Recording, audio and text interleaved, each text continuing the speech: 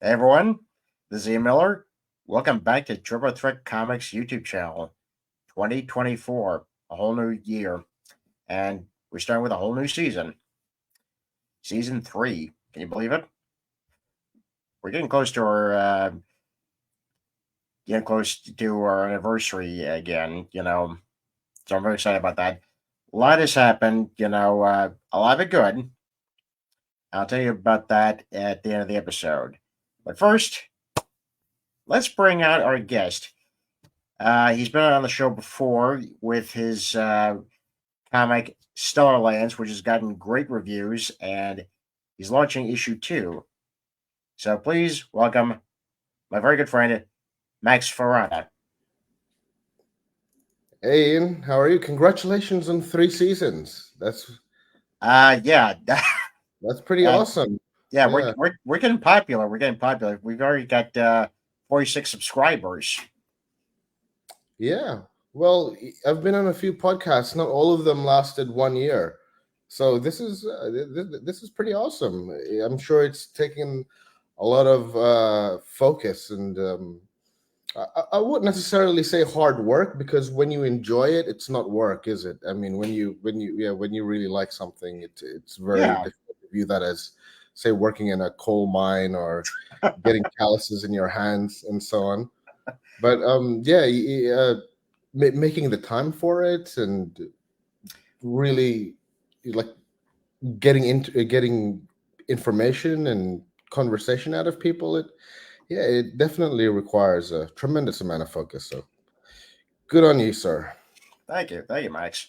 Well, I do take great pleasure in talking to other comic creators like yourself, and also help promote them because that's the most important thing is promotion, not just for my work, but also for everybody's work. So I'm very grateful for guests like you, and I want to make sure that everyone has been comfortable talking to me because I just want it to be like a conversation like you and I are having.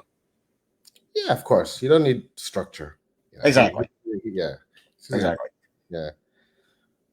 So, as many of you probably remember this, you long-time viewers, Max has come on here before to talk about Stellar Lands. For those of you who are just watching the show for the first time, Max, why don't you give a brief description of what Stellar Lands is? You know, Yes, well, Stellar Lands is just as its title portends. It looks at a vast landscape of lives and factions within an intergalactic, within an intergalactic setting. By the mm, way, something I learned: interstellar means within a galaxy, and intergalactic means within like the universe. wow, So interstellar is Earth to Pluto or Earth to Jupiter, whereas intergalactic would be the solar system to the Andromeda system or the Scorpius system. So that also describes the encapsulation of the world of stellar lands. It's very very much intergalactic. Although intergalactic lands didn't have the same ring as stellar lands, did they? yeah, it doesn't quite. Absolutely. It's not a good. It's not a great sounding title, but Stellar Land sounds like No, an it epic doesn't have title. that knives out poetry. Yes, yes, exactly. So in the first uh, issue of Stellar Lands, we followed a character called her real name is Daphne, but her government designation, her superhero name was Anveliza, and she was dispatched by a panel of government actors to uh, retrieve intel, to secure intel from a distant moon. Yeah. Yes, and on that moon, she encounters friend and foe, and that is one of my favorite panels in the comic book. Yeah. And it shows her making landing on the moon and fleeing from hostiles, and then forming a tenuous relationship with two teenage, essentially child soldiers who were born and raised on that moon, and together They work together to overcome the hostile elements of the moon, and the ending transpires, which I have received a lot of emotional responses about. Some good, some bad, but I'll take any emotional response because it was a heavy twist. And then that self-contained story Mhm. ended, had a clear middle, beginning, and end. I'm not gonna who shot JRU at the end. I'm not gonna put a cliffhanger there. You know, season what was it? Season 3 finale of Breaking Bad. No, um, like The Wire, which Mhm. is, as far as I'm concerned, the best rendered piece of fiction, yeah, ever made.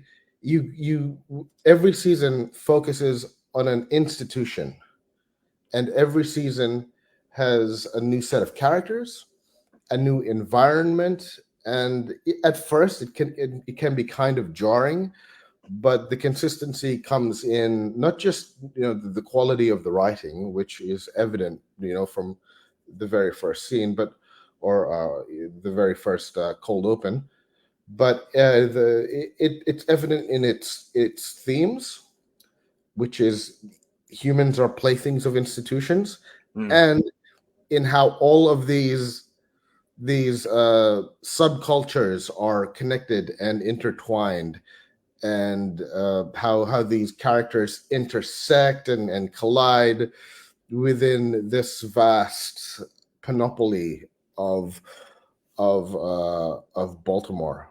Now, in Stellar Land's case, we have this intergalactic war Mhm. told from the point of view of again various driving elements that are crucial to the war. Now, what I just described, Stellar Lands 1, that was the covert elements of the war. Mhm. That was the espionage part of the war. The classified operations and one person stealth missions. Now, in Stellar Lands 2, Mhm. we have uh, a focus that takes place within life on a military base. All right, Oh. and this military base is no longer. It's not the same moon, though. It is somewhat connected. You'll see this at the end to the war depicted in Stellar Lands 1. Mhm. Now, Stellar Lands 1 took place in a frost moon, and I think the artist and the colorist, Ben Worrell, our mutual friend, and Wilson Go, they both made terrific strides in giving that sense of cold, that sense of place. Yeah, I really felt they went deep and made it made the blizzards and the glaciers just so uncomfortably immersive. I couldn't have asked for a better resolution. Uh, Yeah. in Stellar Lands 2 takes place on the desert, so it's all about sand. It's all about dunes and valleys and uh, Lawrence of Arabia, the English patient, that sort of those sorts of aesthetics and visuals. Now, I'm actually pleased that you. I'm sorry to interrupt. I'm yeah, actually pleased that you actually mentioned David Lean. Who was the director of Lawrence of Arabia, because I have to say, with Stellar Lands, it has that type of epic scope, if you will, yes, even in the first issue. So it's interesting that it's taking place. The second issue is taking place on, the desert and the dunes. So I'm very excited to see those type of landscapes. yes, yeah. Well, I actually do have a background in film, and that yeah, the David Lean, um, yeah, very similitude. It's no accident. Yeah. I mean, yeah, I mean, I'm not the illustrator by any means, but Mhm. if you look at all my references that I sent to Ben, and I'm sure he's got so much to work with. David Lean definitely comes up, and David Lean does come up in future issues. Is especially with his film Bridge Over River Kwai. I like the realistic way he recruits people. Yeah. There's no, yeah. there's no watch them be good at something like Rebel Moon and then you approach them all the time. It's like it's almost blackmailing. Um, it's William Holden into taking part in the mission. There's a dry, the very sardonic humor. But yes, getting back to Stellar Lands too. Yes, it takes place on the base, Hmm. a human military base within a desert moon, and one of the human soldiers forms a connection with one of the locals, with one of the local female aliens, and a sort of understated, dare I say it, romance develops between the two. And what transpires is a series of decisions, which ultimately leads, I'll just say this, to a heartbreaking dilemma at the end. Oh, Yeah, and yeah, the romance is very grounded. I have to say, there's yeah, no meet cute. There's a lot of cynicism, as there well should be, given their setting in a military base in a desert moon in the middle of the war. A local it doesn't precisely get star-crossed with an occupying soldier. There is hostility at the beginning, hmm. and that needs to melt away in the most realistic way possible. And of course, I draw a lot from my own experiences, but yeah, I keep saying this in interviews, but one of the main influences here is Craig Thompson's Blankets, which is a very autobiographical novel which he wrote and also illustrated.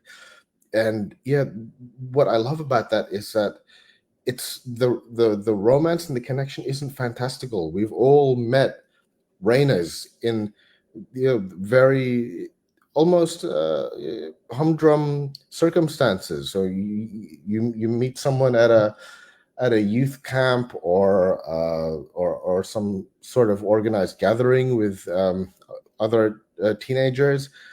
I mean, it might at the time, within that tiny microcosm, it might seem like the most important encounter in the world, but looking at it from afar, it's almost inevitable.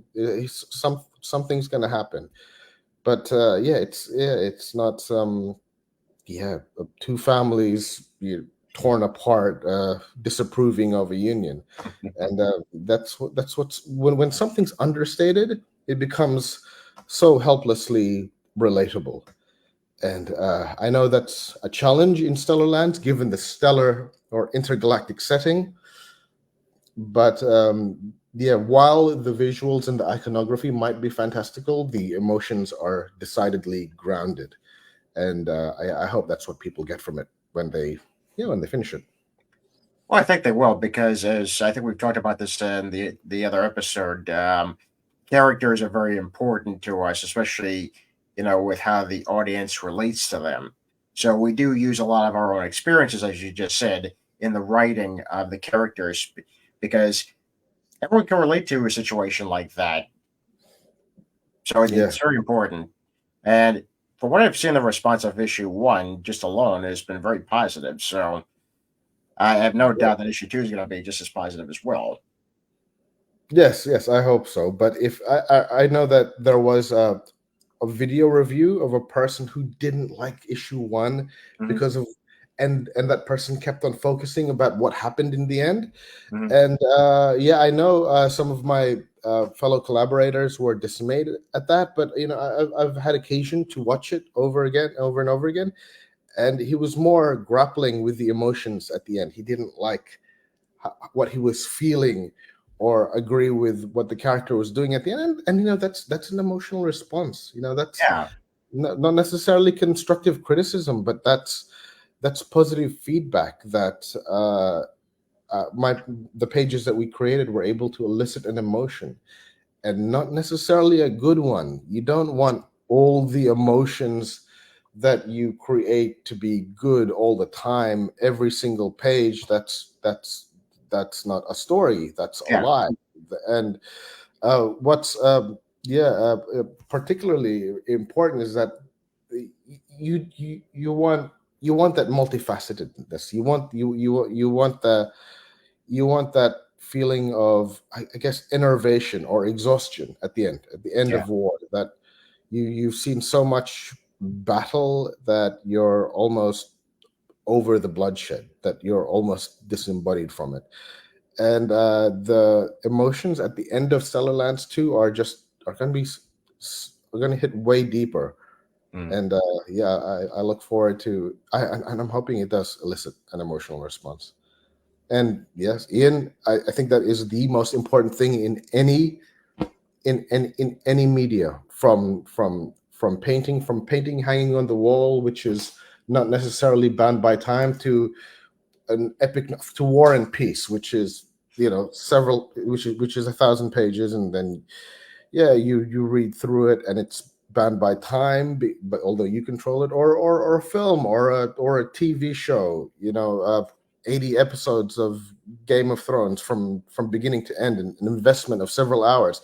The most important thing out of all of them, video games, Final Fantasy 7, Citizen Kane, the most important thing out of all of them is emotion. There has to be an emotional connection with whatever it is you're. I mean, yes, pretty images are great, and witty, who's afraid of Virginia Woolf like dialogue that rings in the air. That's incredible, but you have to feel something behind all of it.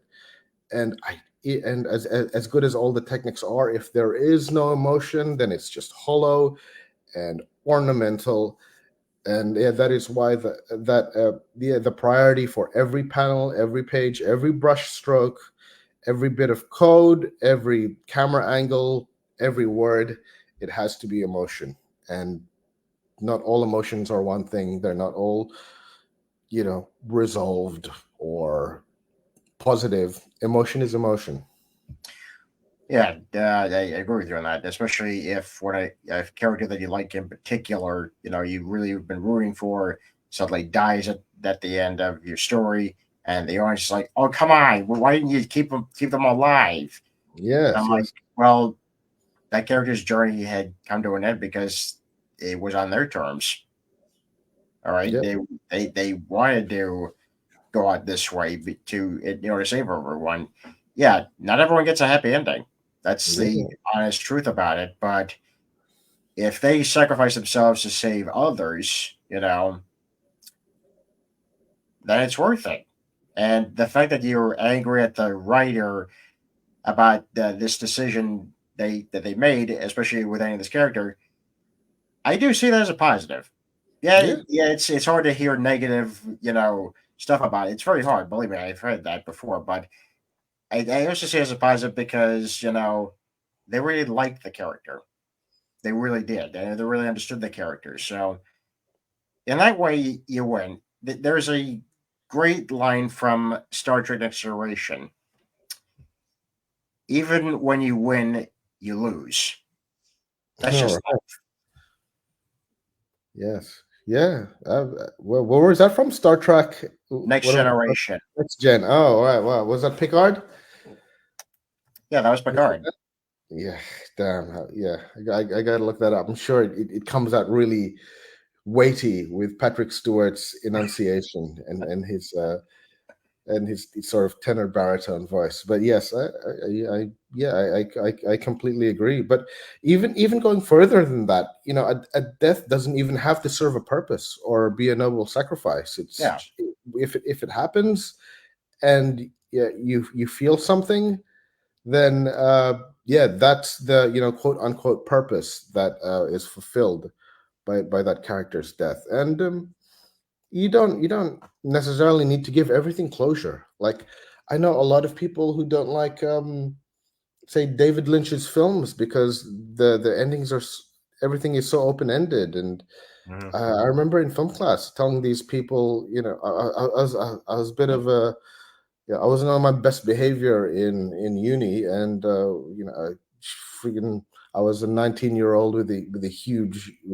arrogant ego. But I remember telling my classmates, just grow up. Not everything is going to have a bow tie wrapped around it. Your need for closure is absolutely childish. And though I would not I would not phrase it in the same way as an adult. The sentiments are still the same. Right?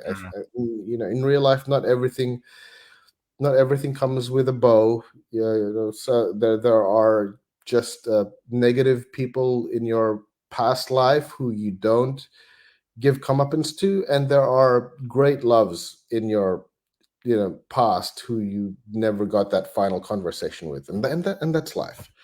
Yeah, yeah, that is. Yeah, we shouldn't exhaust our souls for the pursuit of closure. And so, when a character passes away before any of that closure, all the more reason to like the writing. yeah, yeah. I agree with you on that. Sometimes, I would even think about, well, let's use this for example. That lost love that you had, years before you didn't have that conversation. What if you had that Yeah. conversation mentally in your head? You know, what would that look like? What would that sound like? So at least you have closure, in that mindset. So you say, I can finally let go. Yeah, because of the conversation in your head. I do that all the time. I'm, I'm not gonna lie. I don't know how healthy that is. Hopefully, it is. But yes, I definitely sympathize. Yeah. Well, issue two is a lot to live up to, and I'm very excited about that. Let me just show the link to the Kickstarter. Now, the Kickstarter is not quite up, folks. It's not quite up. It's in pre-launch, Yeah, and it's pre-launch. I need your follower love. I need some. Yeah, one person followed it since the beginning of this interview, which is great. Yeah. 131. Now we are up to 132, and look at I love that image. That is the first uh, encounter of the main character, who in on the left panel, he's the right character, Uh huh. and the blue skinned alien, and that is their first encounter, and she is telling him piss off. And that's how it, because I'm not gonna delve into profanity or swear in these comic books. I Because quite frankly, I want to keep, like I keep saying, I want to keep everything grounded, and I'm not sure what role curse words will have to play in the future. But that's a conversation For for another another. day. Yeah, but I just have to say that I like what they did in Firefly. All the curse words are in Chinese. And, maybe something like, I didn't I didn't want to spend too much time on it, but yes, if this was set in New York in 2020, in post COVID, and we have, I don't know, someone from Staten Island squaring up against someone from Queens, they would not be saying piss off. They'd be saying something else. Yes. So basically, that's what this is, and yeah, this is probably a very realistic depiction of how a local in a war zone would address or square up to someone who is part of the occupying force, Mm, and that's how it starts. And yes, a sort of connection. I'm not going to say love, that's for you to decide, but an undeniable connection, a grounded, understated romance occurs. And yeah, how it ends will, the dilemma at the end, yeah, hoping that delivers on the heartbreak, or if not, a very weighty emotional response. And yeah, it starts like that. I love that image. Shout out to Benjamin Worrell and Wilson Go. And yeah, can't wait to show you how it all ends. So please help us bring this project to life. We launched this in the new year and got 132 followers, and that is very, very encouraging. I know that the STELLARLANDS one got about 250 followers, but it was mm, in pre-launch for like 6 months. yeah. So almost, to be halfway through in not even 2 months, it's absolutely encouraging. So I would definitely appreciate more follows, and we are aiming for late March, early April start. But our confidence and our alacrity will be in large part influenced by the amount of followers that we get. So yes, please do, and hopefully, what Ian and I have been talking about, extrapolating the story, giving you glimpses into the artwork and into the narrative, have been enough to get you to click on that notify button. Yeah, I'm certainly gonna click on the notify button just because I want to see, how this goes. And you've actually planned 8 issues of this, am I correct? Yeah. Well, we're past the planning process. I've already written all 8 issues in very quick succession. Stellarlands was written during the second lockdown in Australia. Stellarlands 1. That was I believe September, no, August, September, October in 2021, when we were Wow. all locked down. I don't know if you guys had 3 months of forced lockdown in your state. Yeah, I'm actually from New York, and we did get a lockdown. I think it was close to maybe 4 to 5 months. Okay, oh great. And are you a big introvert like myself? Did you do a lot of Oh, reading and creating? I did a lot of work. I did a lot of writing. I definitely Yeah, worked on my own series. Um, incredible. Yeah. yeah, so a lot happened in during lockdown. But yeah, my one did that because what else can you do? You know, especially I if you're was yeah. Yeah, I'm glad to hear that someone else was thriving. Yeah, I mean, don't get me wrong. My heart goes out to, I mean, a majority of people are extroverts, and they were definitely suffering within their closed quarters. But yeah, for creatives like us, it was just the oomph, that the fire that we needed. It gave us the space to to create what was needed, and the conceptualization and the scripting and getting in touch with uh, SK, who's not just the letter, but my indie comic books oracle. He has a deposit of information in his brain, Mhm.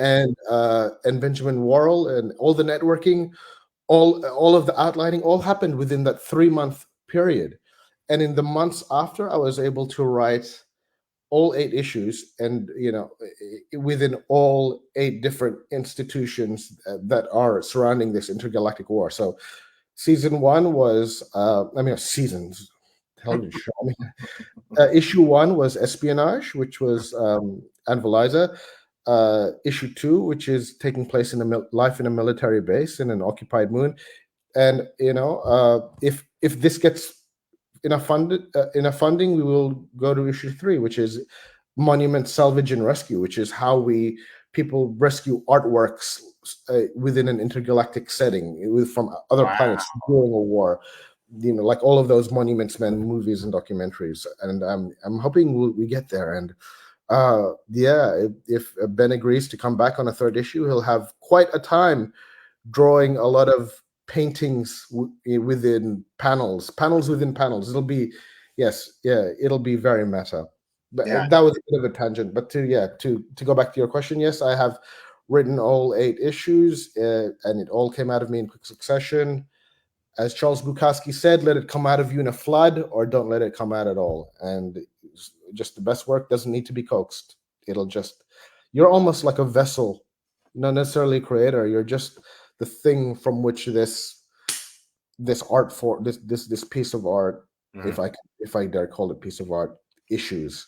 You're merely the conduit for this manifestation, and I'm okay with that. It came out in quick succession, and something positive. A lot of positive things happened. A lot of negative things happened during that lockdown, but a lot of a lot of positive things happened too.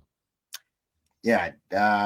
It's great seeing Ben's artwork on here. He's actually inspired me to step up my game with my own series, just from a just a camera angles design point of view. The design for my series was always there, but I just want to make sure that the special effects in the backgrounds look great. So yeah, with my current issue, I'm hoping that's going to deliver all that. That's incredible. Where can we find this? Are they? Is this on Kickstarter already? Now it's on Kickstarter. I'm actually going to hope to launch a Kickstarter very soon. But Yeah, again, for people who want to, interested in my work, you can find me obviously on Twitter on the bottom there. on the X. Yeah, I just started on the X. Yeah, Yeah. triple. Yeah. Okay. Yeah. Well, if I can be so bold as to impart a piece of advice to you, Mhm. it's emotion. Yeah. Like ask if every page delivers on the emotion. Ask if you feel something at the end of an act, at the end of a page, and if you don't, revisit it, because we have to feel something. Yeah. And yeah, don't just concentrate on happiness, or the depth of utter tragedy. There are just an untold amount of emotions. We definitely have to feel something. Emotion is the most important component of any media, of any art form, of any means of fictional expression.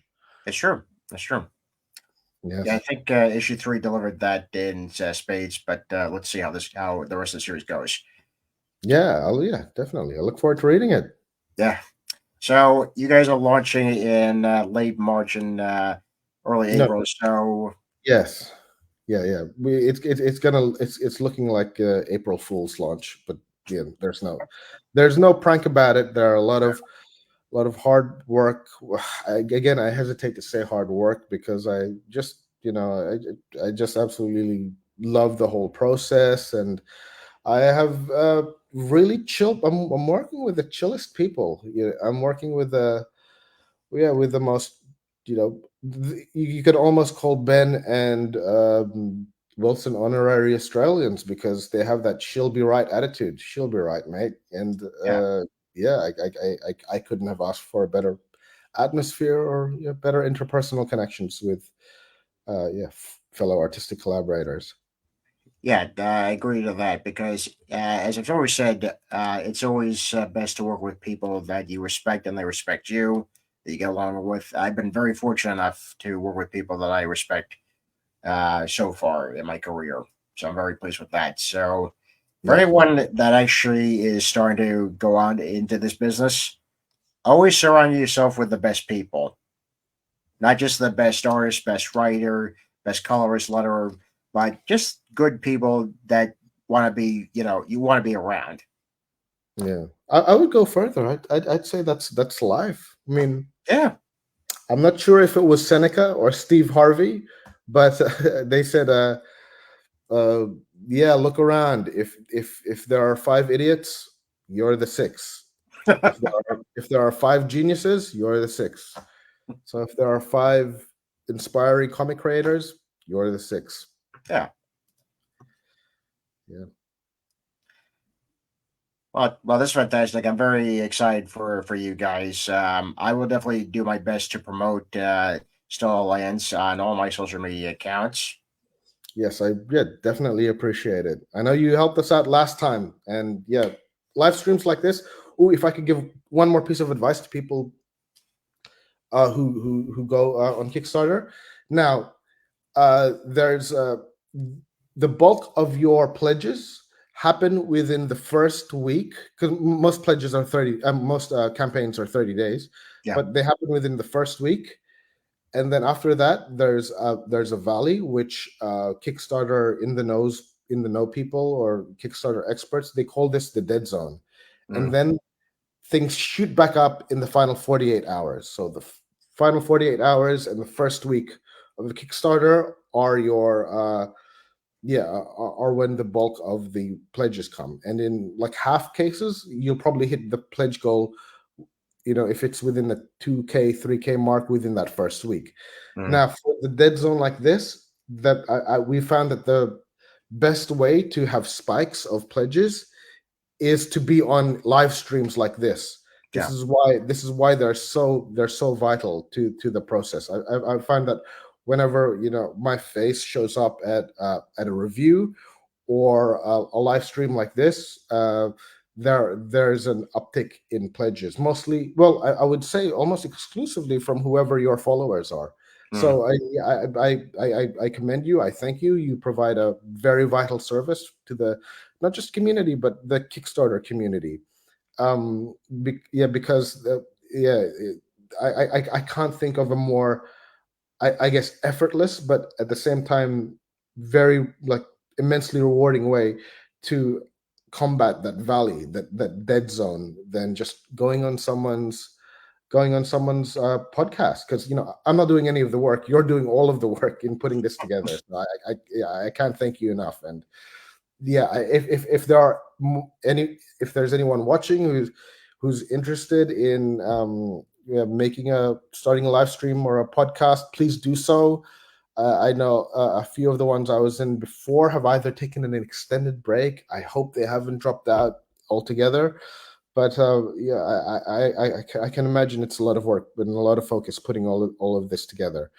And yeah, they're vital. They help. They're the main combating element within the Kickstarter uh, dead zone. So yeah, hopefully when things are back up again, we can do this again when things are launched. And yeah, you'll see the uptick just from the conversation alone in Yeah, pledges. well, I'm definitely going to have you back, especially when the Kickstarter launches, because again, it's always best to see, what the rewards are and also Yeah, just to see how you're doing, even the first week or just even the last 48 hours. So it's always exciting to see. It's like watching the stock market going up, you know, yeah, or box office returns for movies. yeah. Well, this is our box office. Yeah, Yeah, I completely agree.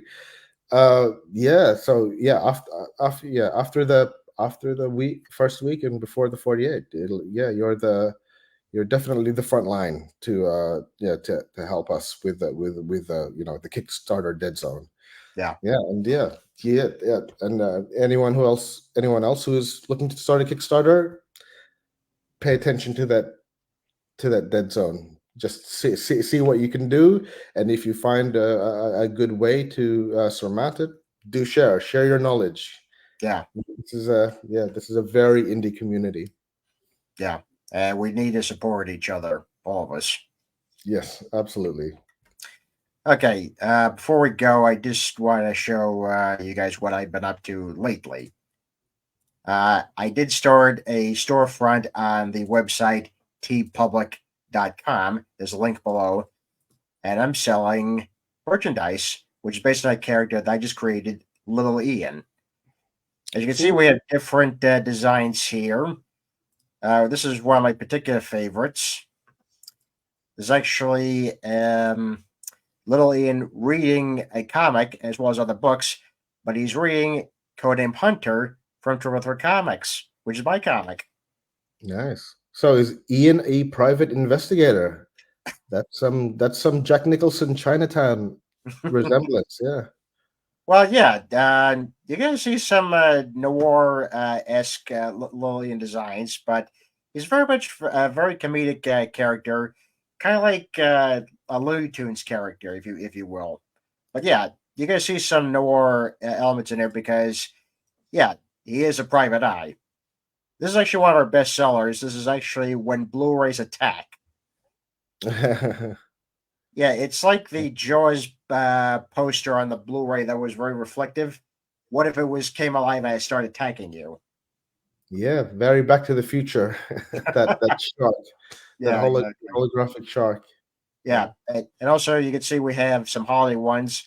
A couple of the Valentine's Day ones sold pretty well as this one, which was the card store where he's running late and he's saying, I know, Happy Valentine's Day." Yeah. So you can find us on tpublic.com. The link is below. And you're also going to be seeing some Codename Hunter merchandise on here as well. So a lot to get excited about. So if you are interested in humorous designs, please come on in, take a look. You don't just get T-shirts; you also get pillows, hoodies, Right. coffee mugs, Right. even wall art. So are these all print on demand, or is there a limited stock on all of them? Print on demand. Ah, nice. Yeah, that's good. Yeah. So check it out on tpublic.com. Yeah, Well, that looks Max, great. Looks great, Ian. thank you. Well, Max, I think it's about that time. Yes, thank you for having me. Do Thank appreciate you it. for coming back, and of course, please come again. Yeah, well, yeah. I'll see you. I'll see you during the dead zone. I'll see you during Yes, the Kickstarter yes, dead yes. zone. All right. So definitely check out Max's project, Stellar Lands. You know, issues 1 and 2 on Kickstarter. Make sure you hit the notify button there so you can Yep. actually get notified to see when this thing launches. And check out issues 1 and 2, and Yep. also If check you out. missed, yes. If you missed, I'm sorry, I forgot to mention this. If you missed issue one, there will be a pledge tier where you get both issue one and See, two. we got Yeah. you covered. Yes. And as always, check out Triple Threat Comics YouTube channel on YouTube, as well as Triple Threat Comics on Twitter, and as well as Instagram. Well, that's all for us for this week. I'm Ian Miller, and this has And been Triple Threat Comics YouTube channel, and this has been Max Ferrada of STELLARLANDS. Have a good night, folks. thank you very much.